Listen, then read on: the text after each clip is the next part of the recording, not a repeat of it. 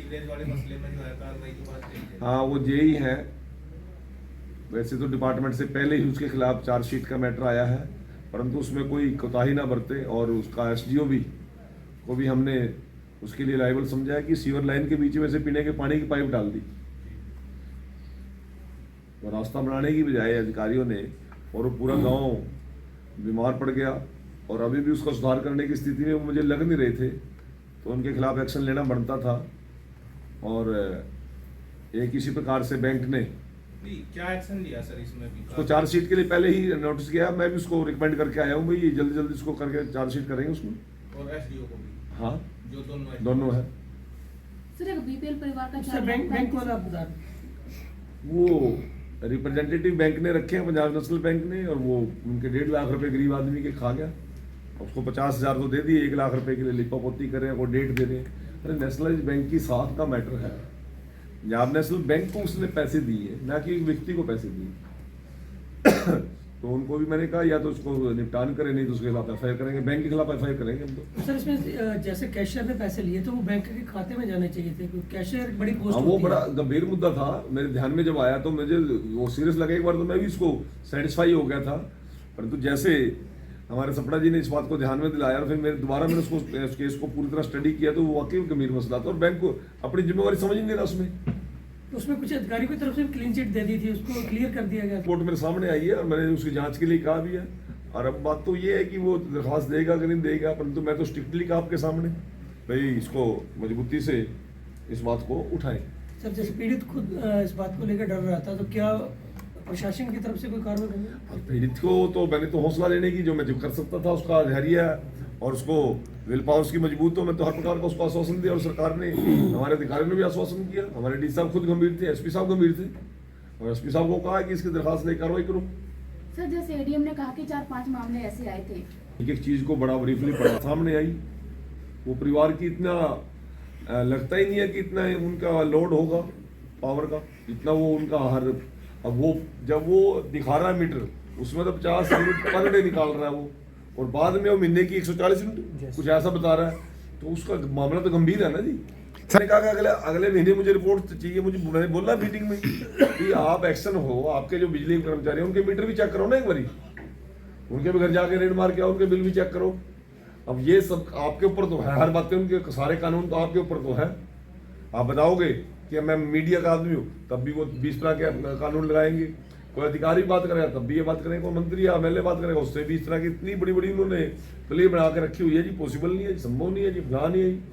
तो हमने कहा कि अपने अधिकारियों और कर्मचारियों को भी चेक कर लो ना एक बार।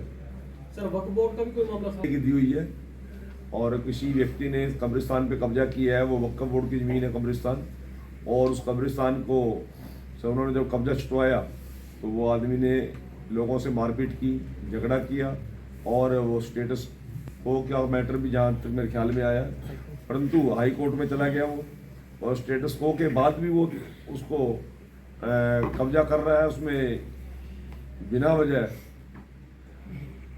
उसमें घुसपैठ करने की कोशिश कर रहा है। वो सारा वक्फ बोर्ड के साथ जुड़ के मैंने अधिकारियों को ड्यूटी लगाई है कि उसको जांच की जाए। वो बहुत से विषयों को लेकर वो दोबारा दिल्ली कूच की बात कर रहे हैं, परंतु वो केवल हरियाणा का विषय नहीं है, ओवरऑल है, ओवरऑल भी है, और विशेष तौर से तो पंजाब के लोग हैं, पंजाब के विषय ज़्यादा है, पंजाब की जीरी परचेज का विषय है, पंजाब की और जो किसानों के खिलाफ जो पर्चे दर्ज किए हैं सरकार ने विड्रा नहीं की, तो सारे विषयों को लेकर वो दोबारा बात कर रहे हैं। और ऐसा नहीं है कि सरकार गंभीर नहीं है।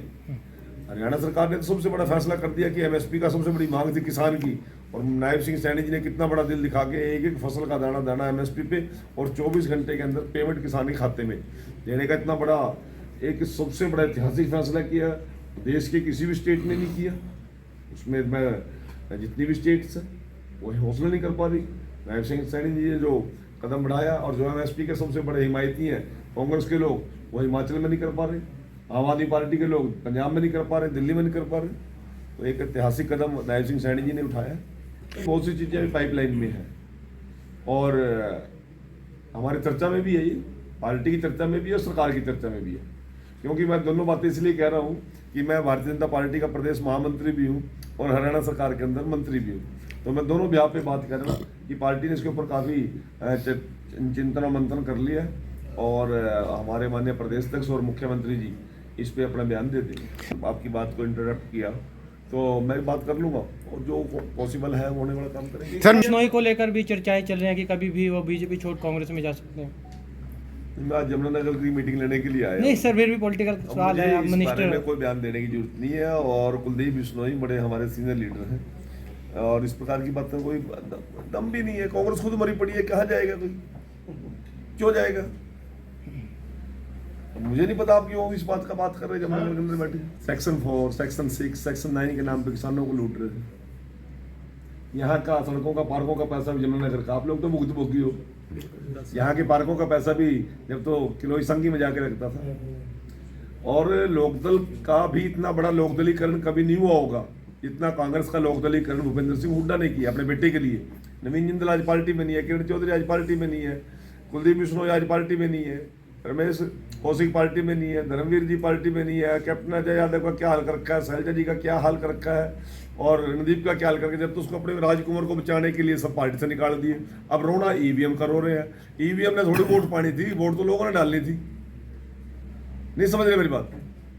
वोटें ईवीएम ने नहीं डालनी थी। जब 5/5 आ गई ना, 10 में से 5 आ गई, तब तो कहते थे कि बीजेपी लोकसभा में हाफ और विधानसभा में साफ। अब उल्टा पड़ गया, अब ईवीएम को रोना। जब 5 सीटें आई तब तो उन्होंने ईवीएम के बारे में एक बात भी नहीं कही। नहीं समझ रहे मेरी बात?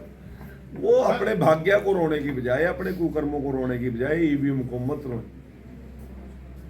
हमने तो नहीं कहा कि 5 सीट 5 झारखंड के अंदर ईवीएम खराब है, लोगों का अधिकार है। वो ऐसा कैसे तरीके से कहां की वैसे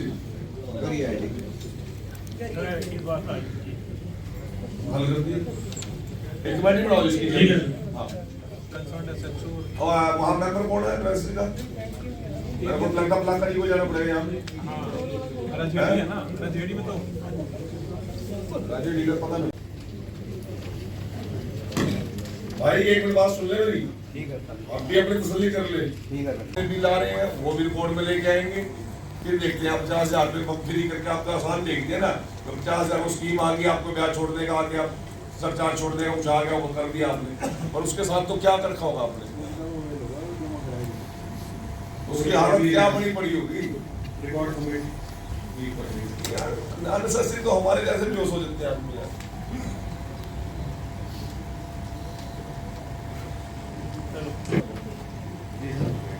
कितने लोग होंगे ये तो एक कुछ और कोर्ट में फंसते, सेशन में जाता है, सेशन में फंस जाए, ना समझ में आए तो हाई कोर्ट में जाता है, हाई कोर्ट में ना आए तो सुप्रीम कोर्ट जाएगा, वहां के बाद राष्ट्रपति में जाएगा। इनकी ना कोई अपील, ना कोई दलील, जो कुछ भी करेंगे यही करेगा। आप ही आओगे एक ऐसे जो